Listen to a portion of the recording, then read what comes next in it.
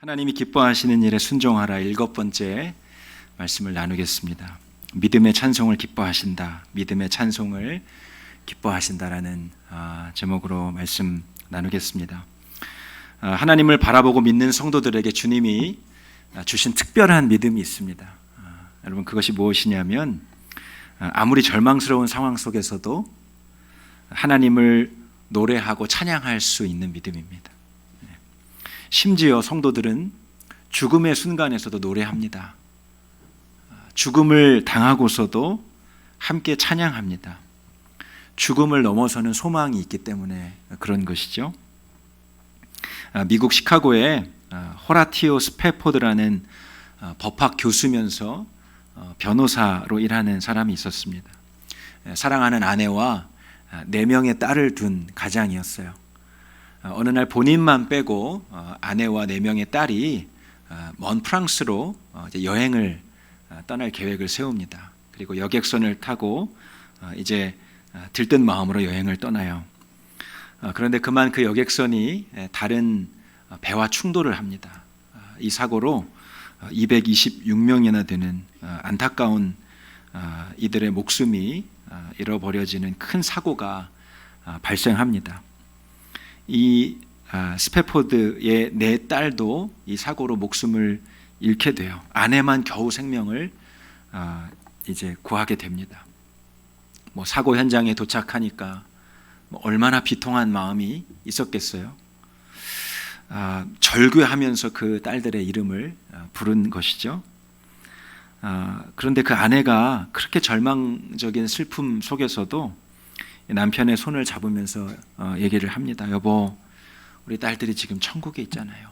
천국에 있잖아요. 우리와 잠시 헤어져 있을 뿐이에요. 이 스패포드가 아내의 말에 위로를 받고 또 새로운 믿음을 얻게 돼요. 그리고 그 비극의 정말 바다 한복판에서 시 한 편을 짓습니다. 내 평생에 가는 길 순탄하여 늘 잔잔한 강 같든지 큰 풍파로 무섭고 어렵든지 나의 영혼은 늘 편하다. 이 찬송가 413장의 가사를 쓴 사람이 이 호라티오 스패포드라는 사람입니다. 사랑하는 여러분, 하나님은 어떤 상황 속에서도 성도가 드리는 믿음의 찬송을 받기 원하세요. 하나님이 그 믿음의 찬송을 기뻐 받으십니다. 왜냐하면 우리가 하나님께 찬양하도록 지음 받았기 때문이에요. 2번째 말씀 시간에 여러분 그 이유를 말씀드렸죠. 여러분에게 영화 한 장면을 좀 보여드리고 싶어요. 저는 제 마음에 깊은 감동을 줬던 영화가 있으면 제가 몇 번이고 돌려보는 습관이 있습니다. 그 중에 한 영화예요. 2003년에 개봉했으니까 한 20년이 흐른 영화입니다. 신과 함께라는 제목의 영화예요. 독일의 칸토리안 교단이라는 수도원이 있습니다. 이 칸토리안 교단은 특별한 교리를 갖고 있는데 그게 뭐냐면 성령님은 우리의 목소리와 함께 하신다. 그래서 성도는 찬양을 통해서 하나님께 다가갈 수 있다. 이 목소리에 하나님이 계시다고 믿는 거예요. 그래서 성도들이 드리는 이 목소리로 드리는 찬양을 통해서 하나님께 가까이 나아갈 수 있다라고 믿는 겁니다. 그래서 이 수도사들의 생활은 항상 일어나서부터 잠자리에 들기까지 순간순간 하나님을 찬양하는 거예요. 그런데 이 교리 때문에 독일 교회로부터 파문을 당합니다. 그것은 잘못된 교리다. 급기야 수도원 문까지 닫게 되는 상황을 맞이하게 돼요. 이 남은 3명의 수도사가 자신들의 교리가 담긴 그 교리집을 가지고요, 먼 이탈리아에 있는 딱 하나 남겨진 그 칸토리안 어느 수도원으로 이제 가기로 작정을 합니다. 그래서 본인들의 거처를 떠나서 먼 길을 떠나는 그런 일화들이 담긴 이야기예요. 인상적인 장면이 참 많이 있는데 그 중에 한 장면을 여러분께 보여드리도록 하겠습니다.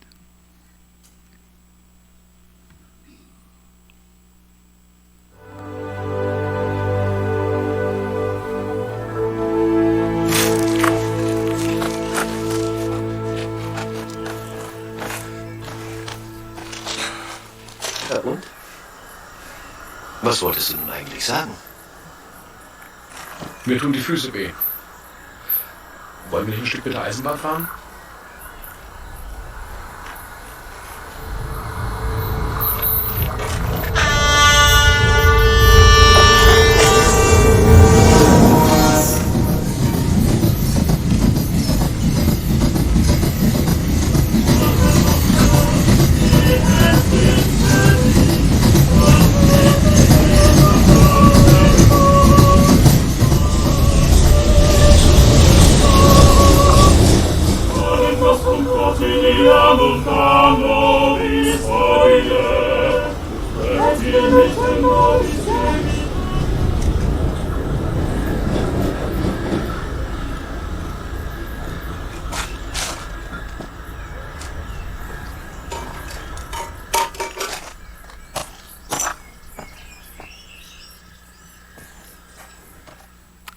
여러분께 한번 영화 전체를 보시라고 추천을 드리고 싶은데 중간중간에 정말 이 수도사들이 하나님께 찬양을 드리는 그 장면이 참 감동적인 장면들이 많이 있어요. 근데 저는 이 장면이 항상 제 기억에 남습니다. 위험천만한 순간을 만났을 때 찬양하는 거예요. 그때 하나님을 바라보면서 여러분도 이런 위험한 순간을 만났을 때 찬양할 수 있게 되기를 바랍니다.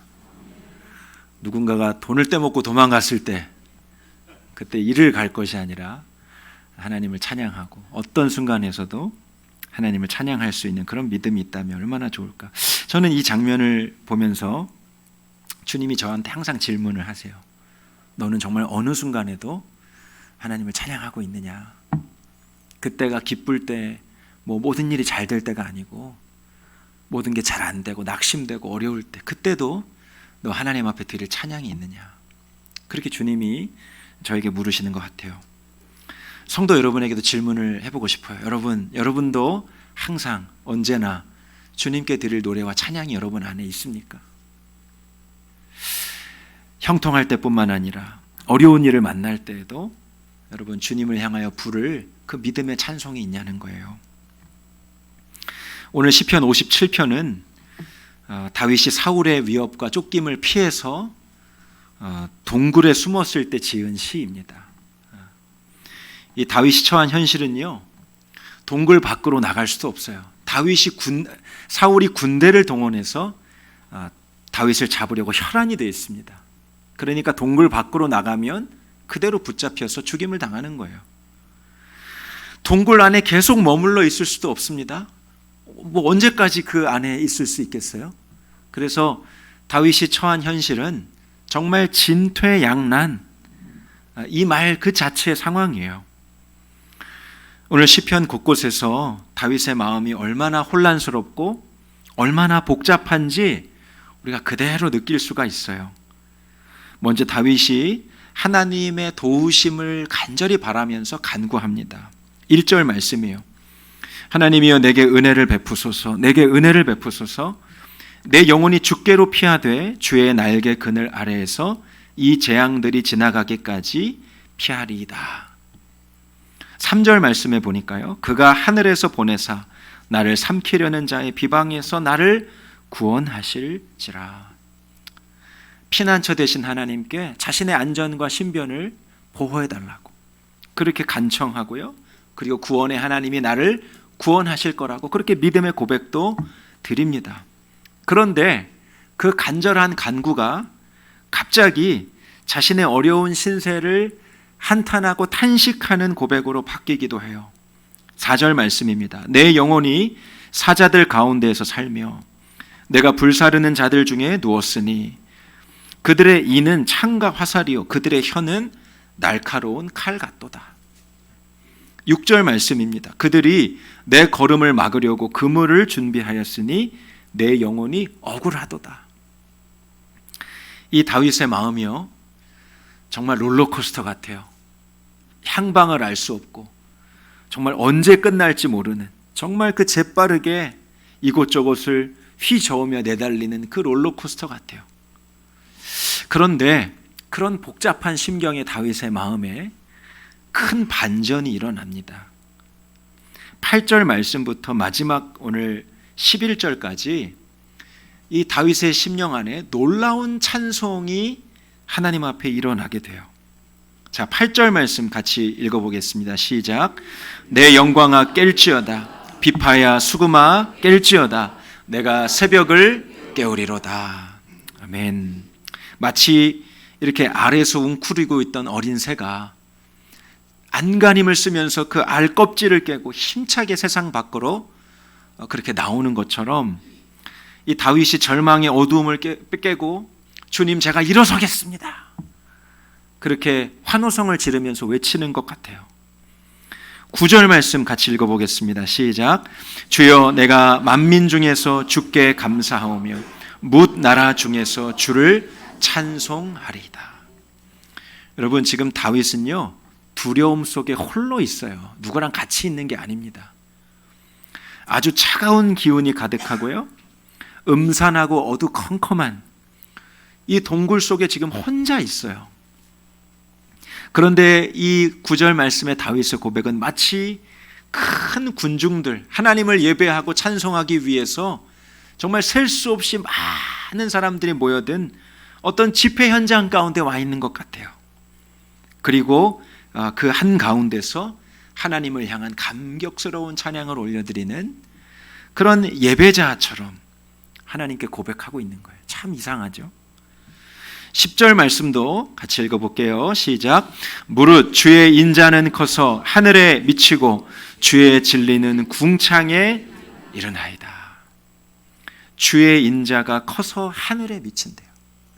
이 주의 인자를 세번역 성경에서는 주님의 한결같은 사랑이라고 표현했습니다. 주님의 한결같은 사랑이 내 삶에 너무 커서 하늘 가득히 채우고 있다는 뜻이에요.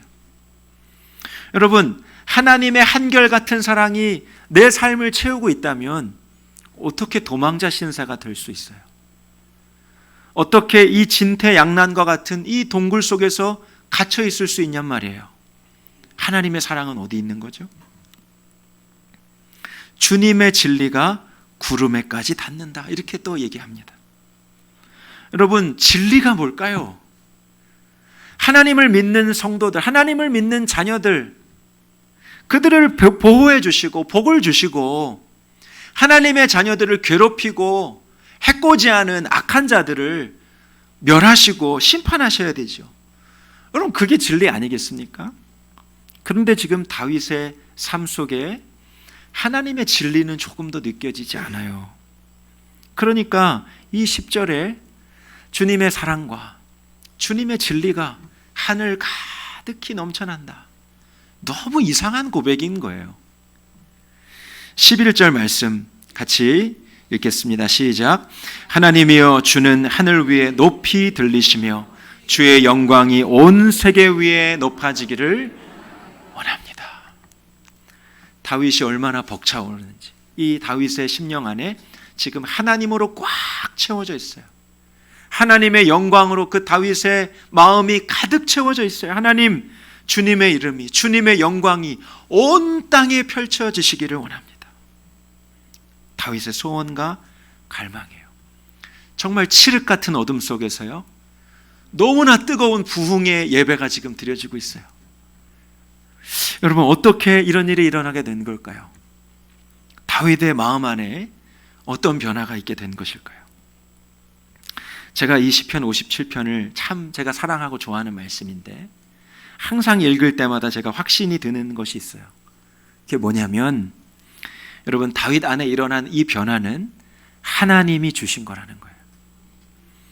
이 다윗의 고백과 이 찬양과 이 예배는요, 성령의 감동하심으로 고백되어진 고백이라는 거죠.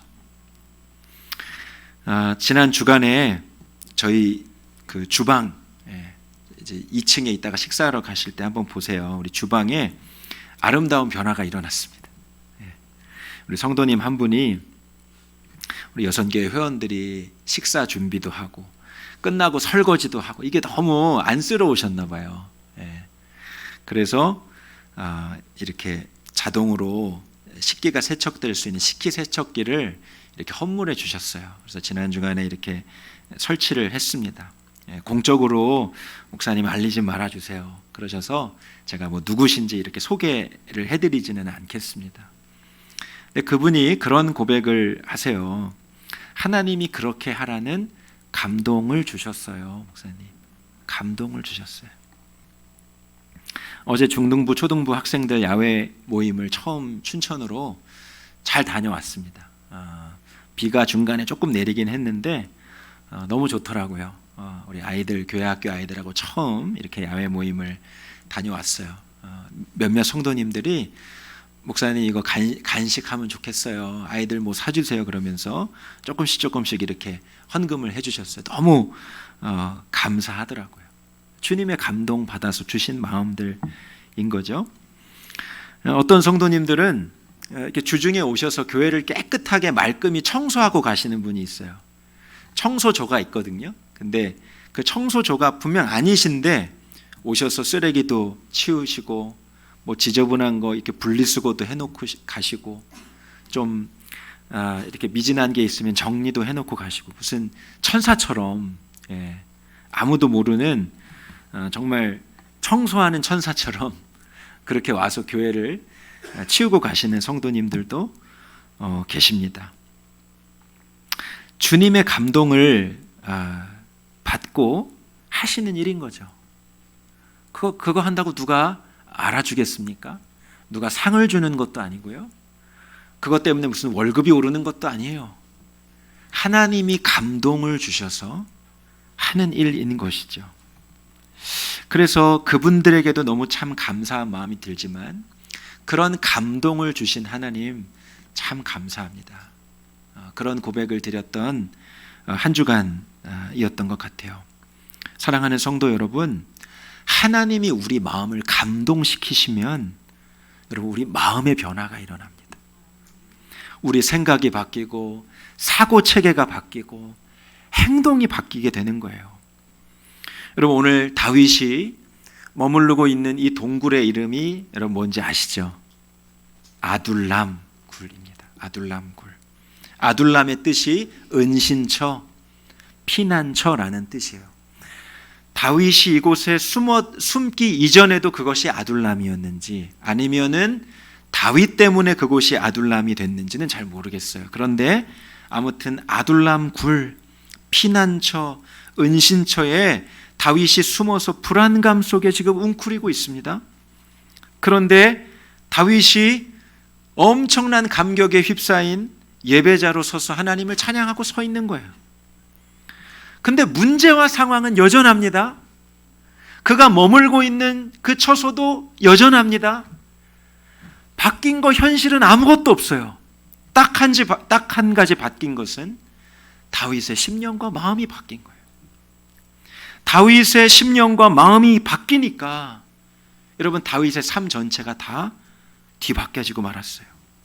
여러분 그러므로 이 변화는 정말 하나님이 주신 거예요. 주님이 다윗 안에 이러한 새 은혜, 새로운 변화를 부어주심에 있어서 아주 중요한 단서가 되는 말씀이 있습니다. 그것이 오늘 7절 말씀이에요. 7절 말씀 우리 같이 읽어보도록 하겠습니다. 시작. 하나님이여 내 마음이 확정되었고 내 마음이 확정되었사오니 내가 노래하고 내가 찬송하리이다. 새 번역에는 이렇게 되어 있습니다. 하나님, 나는 내 마음을 정했습니다. 나는 내 마음을 확실히 정했습니다. 내가 가락에 맞추어 노래를 부르겠습니다. 여러분 다윗 안에 일어난 그 엄청난 예배, 부흥 집회와 같은 그 찬양, 다윗 안에 그 넘쳐나는 그 뜨거운 주님을 향한 열망, 여러분 그 찬양의 고백이 이 7절로부터 시작이 된 거예요. 하나님, 제 마음을 정하겠습니다. 갈팡질팡했거든요. 주님 도와주세요 했다가 나 너무 억울해. 내가 왜 이런 일을 당해야 돼? 자기 마음을 토로했다가 또 주님을 찬양했다가 정말 종잡을 수 없는 마음이 다윗의 심경이었어요. 그러다가 다윗이 어느 순간 주님 앞에 믿음의 결정을 드리는 거예요. 주님, 제 마음을 정할게요.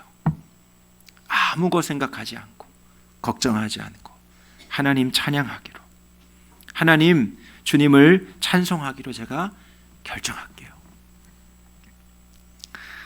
다윗이 이 고백은요, 이제는 체념을 하다 못해 모르겠다, 될 대로 되라, 노래나 부르자, 지금 이렇게 얘기하고 있는 것이 아닙니다. 정말 하나님이 기뻐하시는 가장 위대한 결정을 한 거예요. 어떤 상황 속에서도 하나님을 노래하고 찬송하겠다는 겁니다. 바꿔 말하면 하나님의 사랑은 변함이 없으시고, 하나님이 내 삶 가운데 세우시는 주님의 진리는 너무나 명확하고 분명하시다. 그 진리를 붙잡았다라는 거예요. 이 결정 때문에 다윗의 마음의 변화가 일어나고요. 여러분, 우리가 이 아둘람 굴의 이야기를 알고 있죠. 여러분, 정말 다윗의 삶이 여기서 끝났습니까? 다윗이 거기서 열심히 기도하고 찬양했지만 거기서 벗어나올 수 없었더라, 성경이 그렇게 결말을 맺고 있나요? 그렇지 않아요. 우린 다윗의 결말이 어떤지 잘 압니다. 이 믿음의 결정을 드리며 하나님 앞에 드렸던 그 동굴 속에서의 찬송을 통해서 다윗의 삶을 하나님께서 어떻게 이끌어 가셨는지 우리는 너무나 잘 알고 있어요. 다윗의 인생을 주님이 높여주시고 그를 통해서 하나님의 영광이 만천하에 드러나게 되죠. 또 그를 통하여 400명의 환난당한 이들이 이곳에서 회복을 얻고 성령의 충만함을 얻고 하나님 나라를 위한 1등 공신들이 다 되는 거예요. 여러분, 이것이 우리가 어떤 상황에서든지 하나님 앞에 믿음의 결정을 드려야 될 너무나 중요한 이유가 되는 것입니다. 오늘 주님께 예배하러 나오셨는데, 여러분, 우리가 예배 드릴 때 필요한 거, 가장 먼저 해야 될 것이 바로 이 믿음의 결정이에요. 여러분, 지금 한 7, 80여 분 이렇게 앉아 계시는데, 이 앞에 나와서 쓰면 여러분 얼굴 표정이 한순간에 다 들어옵니다. 뭐 다 들어와요. 졸고 계시는지, 제대로 듣고 계시는지, 말씀이 지금 들어가고 있는지, 한 귀로 들어갔다 한 귀로 흘려지고 있는지, 여러분의 표정은 어떠한지, 아침을 드셨는지 안 드셨는지, 꼬르륵 소리 나는 거를 감추시려는 모습도 막 이렇게 다 드러납니다. 근데 정말 기쁨과 감사, 웃음이 넘치는 성도들도 있지만 이렇게 예배 첫 시간에 보면요, 대부분 얼굴들이 좀 무거워요. 한 주간의 삶이 얼마나 녹록지 않았을까, 그런 생각이 들기 때문에 그랬습니다.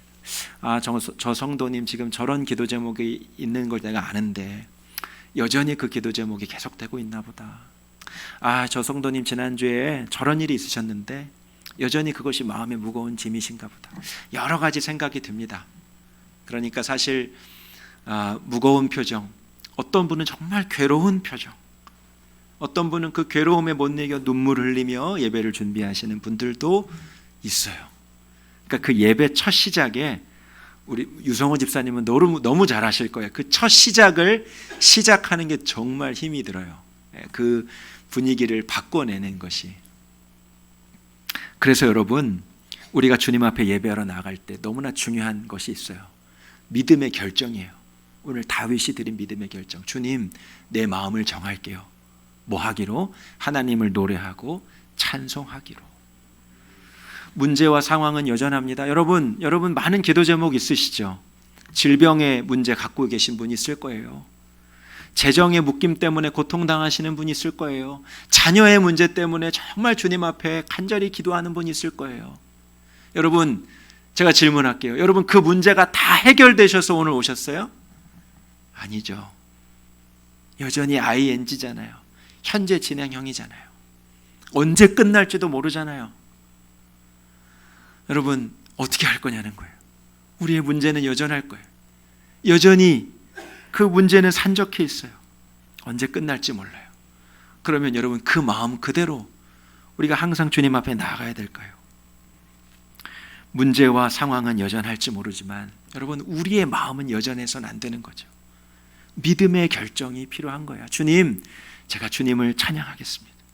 제 상황이 이렇지만 하나님의 사랑이 한결같다 하시니 제가 그 상황, 제가 그 진리를 믿겠습니다.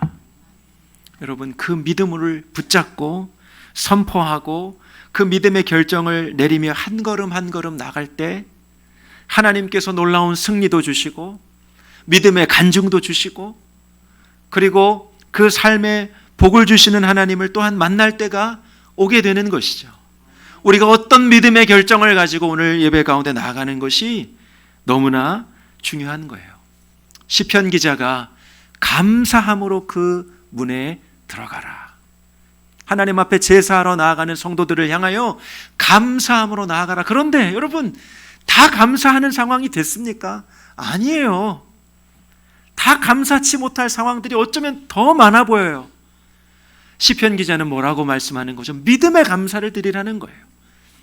믿음으로 마음을 정하여 하나님은 놀랍게 살아계시고 함께 하시고 여전히 한결같은 사랑으로 이끄시는 분이시니 그 하나님을 끝까지 믿는 믿음의 결정으로 감사하라고 도전하고 있는 거예요.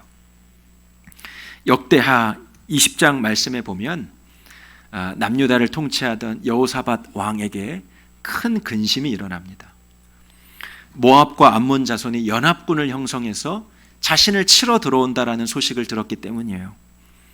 주님께 간구합니다. 하나님 어떡하죠? 저 이방 족속에 연합군을 형성해서 치러 들어온다고 하네요. 어떡하죠? 두렵습니다. 하나님, 이제 어떻게 해야 되는 거죠? 그렇게 근심하면서 주님 앞에 기도합니다. 그때 하나님의 성령이 임하여 주님의 거룩한 말씀이 임하게 돼요. 주님이 함께 하신다. 이 전쟁은 하나님께 속한 것이야. 두려워하지 마. 근심 가운데 주님의 너무나 분명한 진리의 말씀이 임하게 돼요. 그 진리의 말씀이 임할 때 이 여호사밧이 어떤 결정을 하는지를 보십시오. 역대하 20장 18절에서 19절 말씀입니다. 여호사밧이 몸을 굽혀 얼굴을 땅에 대니 온 유다와 예루살렘 주민들도 여호와 앞에 엎드려 경배하고 그앗 자손과 고라 자손에게 속한 레위 사람들은 서서 심히 큰 소리로 이스라엘 하나님 여호와를 찬송하니라. 하나님 앞에 간절한 고통의 기도를 드리는 중에 주님이 깨닫게 하신 진리, 내가 너와 함께 하리라. 이 전쟁은 너에게 속한 것이 아니고 내게 속한 거야. 두려워 말라. 그러나 여러분, 상황은 여전해요. 그 말씀이 임한 순간에 암몬 족속과 모압 족속이 떠나간 것이 아니에요. 그런데 그 진리의 말씀을 붙잡고 여호사밧이 하나님을 찬양하기로 결심해요. 그와 레위 사람들이 서서 심히 큰 소리로 이스라엘 하나님 여호와를 찬송하니라. 하나님을 신뢰하기로 결정하고 믿음의 찬송을 드린 그 여호사밧 왕이 또 자신의 그 믿음을 어떻게 실행하는지 보십시오. 역대하 20장 21절에서 23절 말씀입니다. 백성과 더불어 의논하고 노래하는 자들을 택하여 거룩한 예복을 입히고 군대 앞에서 행진하며 여호와를 찬송하여 이르기를 여호와께 감사하세 그의 인자하심이 영원하도다 하게 하였더니 그 노래와 찬송이 시작될 때 여호와께서 복병을 두어 유다를 치러 온 암몬 자손과 모압과 세일산 주민들을 치게 하심으로 그들이 패하였으니 곧 암몬과 모압 자손이 일어나 세일산 주민들을 쳐서 진멸하고 세일 주민들을 멸한 후에는 그들이 서로 쳐 죽였더라. 여러분, 참 기상천외한 일이 일어나게 되는 거예요.